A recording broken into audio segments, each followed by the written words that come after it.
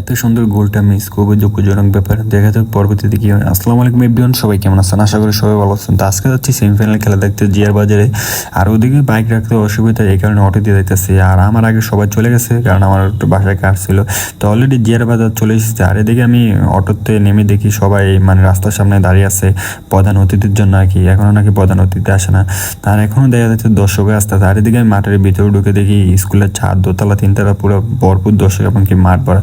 তাই এখন জাতীয় সঙ্গীত গাইতেছে আর কি সবাই। তো জাতীয় সঙ্গীত গাওয়ার মাঝখান দিয়ে প্রধান অতিথি অলরেডি চলে এসেছে। তো তাকে সবাই মানে স্বাগত জানিয়ে মাঠের ভিতরে নিয়ে চলে এসেছে। আর এদিকে তারা মাঠের ভিতরে এসে মানে মাঝখানে তারা বক্তব্য শুরু করে দিছে আর কি। তো বক্তব্য শেষে দুই প্রধান অতিথি দুইটা মানে টপিক উদ্বোধন করলো আর কি। তো উদ্বোধন শেষে মানে এখন টস হয়েছে আর কি, রেফারি টস শেষে এখন খেলা শুরু হয়ে যাবে। তো অলরেডি খেলা শুরু হয়ে গেছে। তো আজকে খেলতেছে গোড়াদারি একাদশ আর চাঁদপুর। তো আজকে যে হারবে হ্যাঁ বাদ, আর যে জিতবে সে ফাইনাল খেলবে আর কি। তো দেখা যাক কি হয়, কিন্তু খেলা খুবই হাড্ডাহাড্ডি দিতেছে, এখন পর্যন্ত কারোর গোল হয় না। তো এখন অলরেডি মানে হাফ টাইমের কাছাকাছি চলে এসেছে, প্রায় 30-35 মিনিট খেলা হয়ে গেছে, কিন্তু এখনও কারোর গোল হয় না।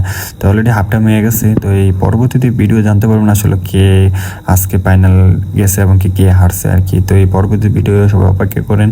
আর এখনও যারা পেজটা ফলো করেন না তাদের পেজটা ফলো করে দেন। তো ভিডিওটা এই পর্যন্তই, সবাই ভালো থাকবেন। আল্লাহ হাফেজ, আসসালামু আলাইকুম।